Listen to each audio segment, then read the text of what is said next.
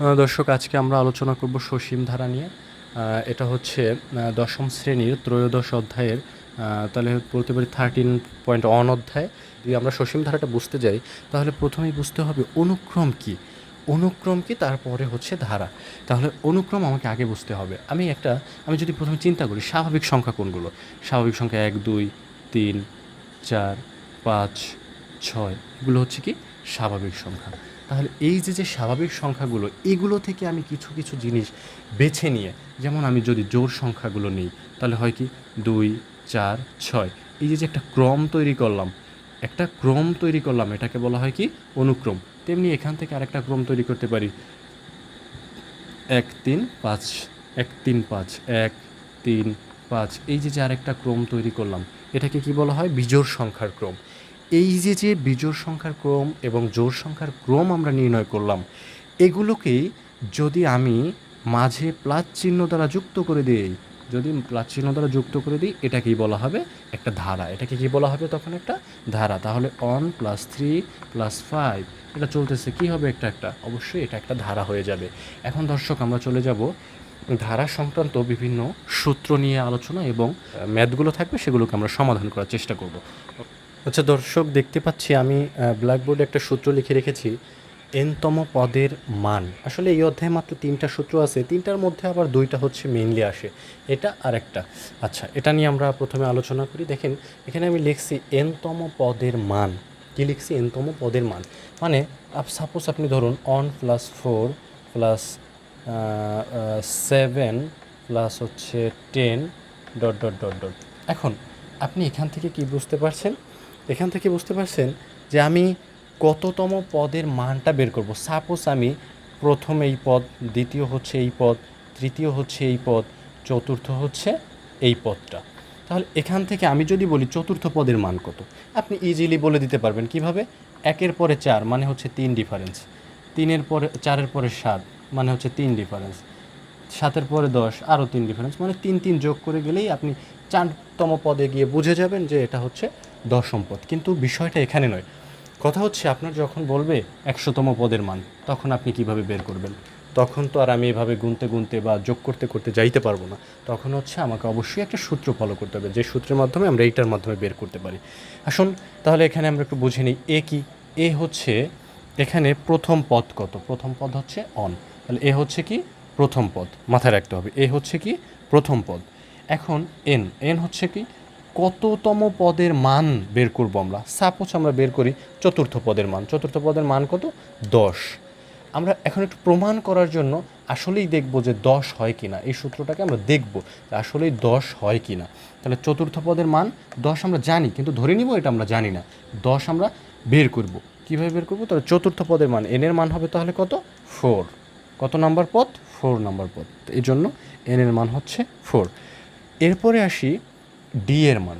D এর মান কত? ডি এর মান হচ্ছে এই দুটোর মধ্যে ডিফারেন্স কত? 4 থেকে 1 বিয়োগ দেন, কত হয়? 3। 7 থেকে 4 বিয়োগ দেন, 3। 10 থেকে 7 বিয়োগ দেন, সবটাই হচ্ছে 3। তাহলে ডিফারেন্স হচ্ছে 3। তাহলে এই সূত্রে যদি আমি এই মানটা বসিয়ে দিই তাহলে চতুর্থ পদের মানটা বের হবে। দেখি চতুর্থ পদের মান 10 হয় কি না। ওকে, তাহলে এখানে 1 হচ্ছে প্রথম পদ, এন হচ্ছে কত? 4 মাইনাস হচ্ছে অন, ডি কত? 3। তাহলে এখানে হয়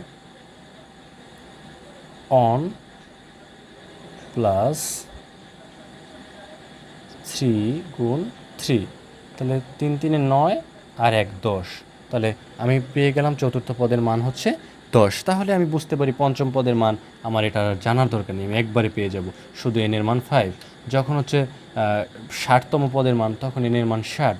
যখন আমি যেটা ইউজ করব সেই মানটা আমি পেয়ে যাব। তাহলে এই সূত্রের মাধ্যমে আমরা এই অধ্যায়ের এই ধরনের সকল ম্যাথ সমাধান করতে পারবো। তাহলে আমরা আরও দেখি, কয়েকটা সমাধান করি। দেখুন দর্শক, এখানে আমি একটা ম্যাথ উঠাইছি, সেখানে আছে 2 + 6 প্লাস হচ্ছে 10 + 14, এর 12তম পদের মান কত? 12তম পদটা কত মানে হচ্ছে 12তম পদের মানটাই কত, এটা নির্ণয় করতে বলছে। তাহলে অবশ্যই আমরা কোন সূত্রটি ইউজ করব? n-তম পদের মান। n-তম, তাহলে আমি n-তমর জায়গায় দিব এখন কত? 12তম পদের মান। পদের মানটা কি দিব দেখুন, সূত্রটা হবে কি? তাহলে n-তম পদের মানের ক্ষেত্রে হয়তো কি a plus n minus one into D, এই তো। তাহলে এ সমান কত? এ হচ্ছে প্রথম পদ, এই প্রথম পদ কত? 2। এন হচ্ছে কততম পদ চাইছে? 12তম পদ, 12। ডি হচ্ছে কি এদের মধ্যে ডিফারেন্স কত? ডিফারেন্সটা একটু দেখুন, ডি হচ্ছে 6 মাইনাস 2 সমান হচ্ছে 4। তাহলে এটা হচ্ছে আমার নির্ণয় করার যে টুলসগুলো লাগবে সেগুলো। তাহলে আমি এখন এখানে মানটা বসাই দিই, প্লাস 12 মাইনাস 1 ইন্টু ডি কত? ডি হচ্ছে 4।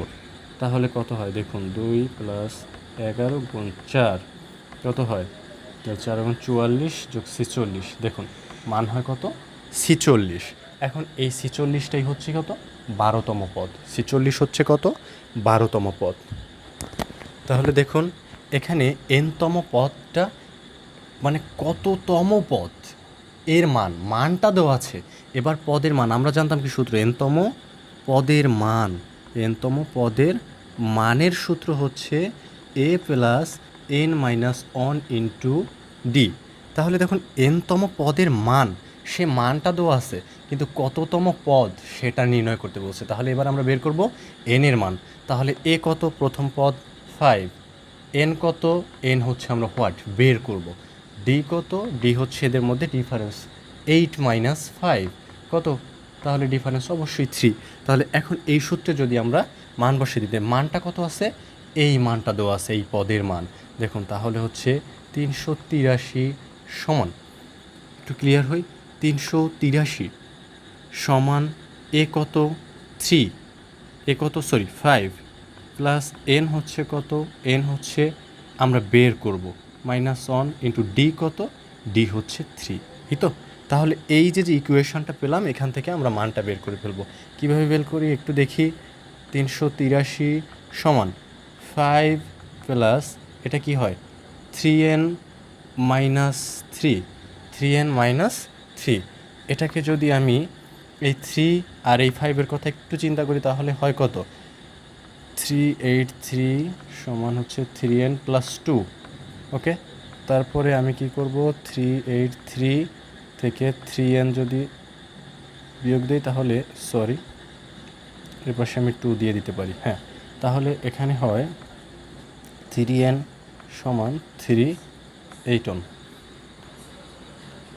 এখন যখন আমি n এর মানটা বের করব, 381 ভাগ হচ্ছে 3 সমান বের হবে 167। তাহলে এই 127তম পদ, এই 127তম পদটাই হবে কত? 383, ওকে। এই 83 তাহলে কততম পদ? 127তম পদ, clear. Plus n minus 1 into D, এই সূত্র নিয়ে আমরা আলোচনা করব পরের ক্লাস।